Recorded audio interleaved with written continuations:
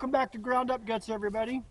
Spring has sprung here on the homestead and we are ready to start setting up a garden. And we can't plant outside directly yet, but we can get ready. We're going to set up everything from the viewpoint of pest control. We're going to use physical boundaries such as this fencing and netting to put over rows of like broccoli, cauliflower. We're going to plant beneficial habitat for predatory bugs. We're going to set up bird baths to bring in some birds. They're going to fertilize and eat the bugs that want to eat our vegetables.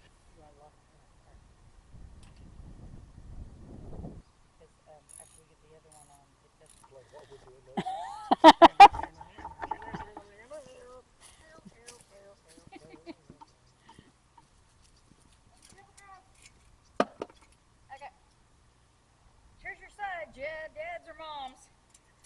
Come here. Come on, dummy. We don't have to move that.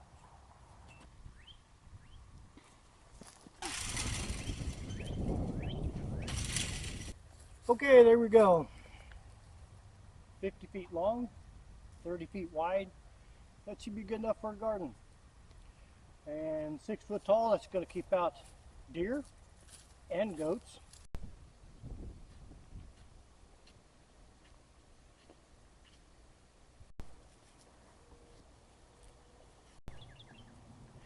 This is bedding material for the goats that overwintered on.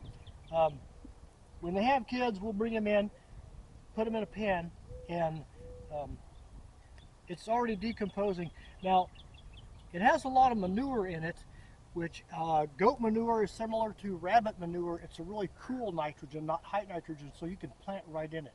It's not. Now, notice over here, we're not going to till up this grass. This is going to be no-till gardening. No-till gardening. This grass will, it's going to be on the very bottom, like a lasagna gardening. Now this is going to decompose. This grass will decompose right in place and be more organic material, and which is going to hold water and nutrients as it decomposes for the young roots of our vegetables to tap. Organic material down here, and we're going to cover this up with cardboard.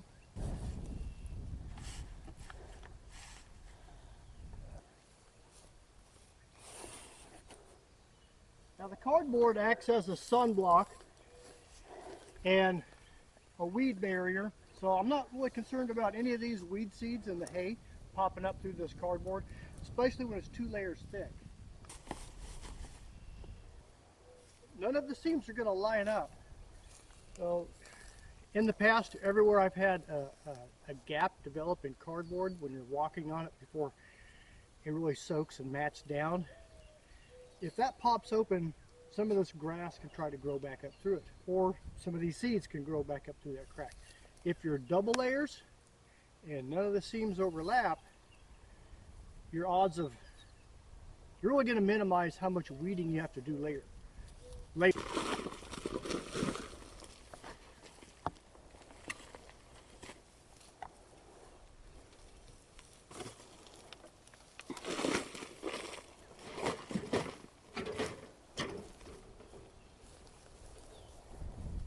This is just wood mulch.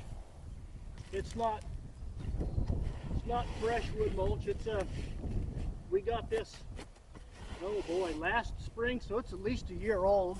The plant, I'm not going to plant directly in that wood mulch. I'll pull after it's rained a couple of times, I'm going to pull that wood mulch back, and the cardboard I'll cut a hole in. Dig a hole big enough for my plant, but a little bit bigger. Put some compost in that. Put my plant in the compost and plant it, and then pull the wood mulch back, not quite to the plant. You don't want the wood mulch touching the plant as it takes root and takes off. And the biggest piece of advice I can give you about sheet mulching is this stuff takes a tremendous amount of material.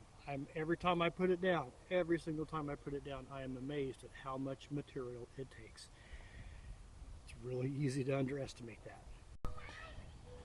Okay, this is exactly what I mean by shingled. See, we're 2 layers deep, and they go on just like roof shingles. So that should give me plenty of weed barrier. I might want to kick this one down a little bit. Yeah, make sure I have 2 good layers, and I'll just chop. I wanted you to know how much labor is involved in putting down sheet mulch and how much material. There used to be a pile of wood mulch over there. There used to be a pile of wood mulch right here, and this is what's left of about half a pile. There's a truckload, and there's a truckload. These loads are like my buddy Dwayne's truck is probably got a 20-foot bed on it, 6-foot sidewalls, and during tree trimming he will bring me a load maybe once every other month.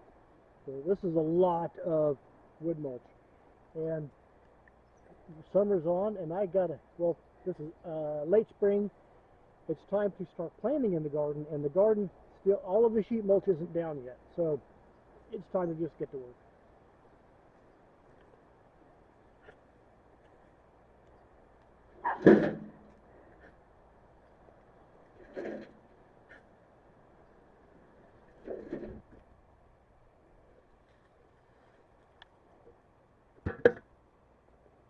You can see, I want to point out, we have every size. That's not going to hurt a thing. Big pieces, right down to sawdust, medium size, medium size. It's not all one size, because obviously this is going to break down a lot faster than this. This won't hurt a thing. What's nice about wood, again, it will lock up twice its weight in water. So when you have a hot, dry summer, every time you get rain, locks up all that water, and it's not going to run off.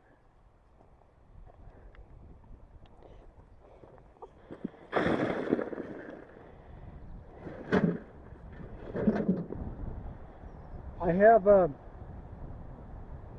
friend of mine in town made a comment on another video, said, I've got all kinds of fertilizer for you. Now I'm going to go pick some up in the trailer. I'm going to bring it home, but by the time I get there and come back, the clock's just ticking away on getting the garden in. If I don't get it in, we're not going to get any produce.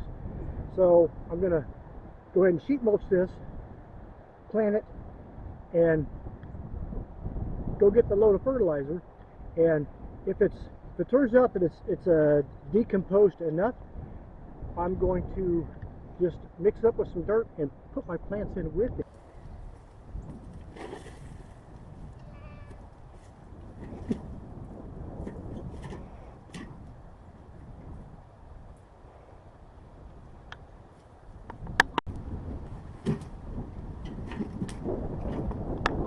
We can finally start planting. Okay, what you definitely need to know about sheet mulch is you do not plant in the wood. You do not plant in the wood. The wood is straight carbon. It's just not going to grow the plants. Cut a hole in your cardboard.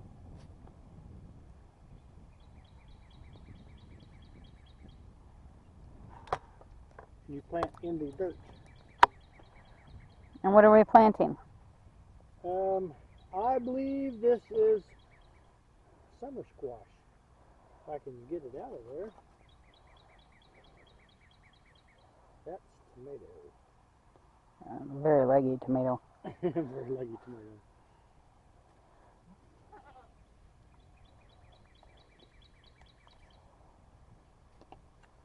Nice.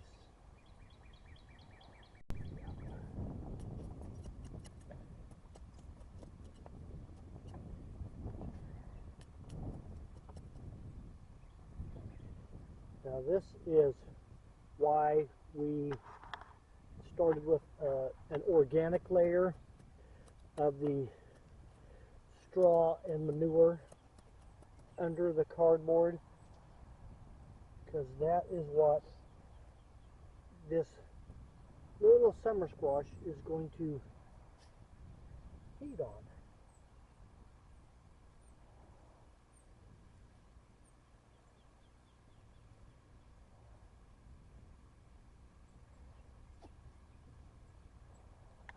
The mulch will trap water, so all of this fantastic rain we've been getting will keep my garden nice and wet, because I'm expecting a dry summer. Now, I'll bring in some more compost and fill this up, but as much moisture as this is going to get, I planted it just a little bit high. I'll fill this up with compost, and I might pull the mulch up around it a little bit, but I don't want mulch on touching this stem at all, or it's going to rot off.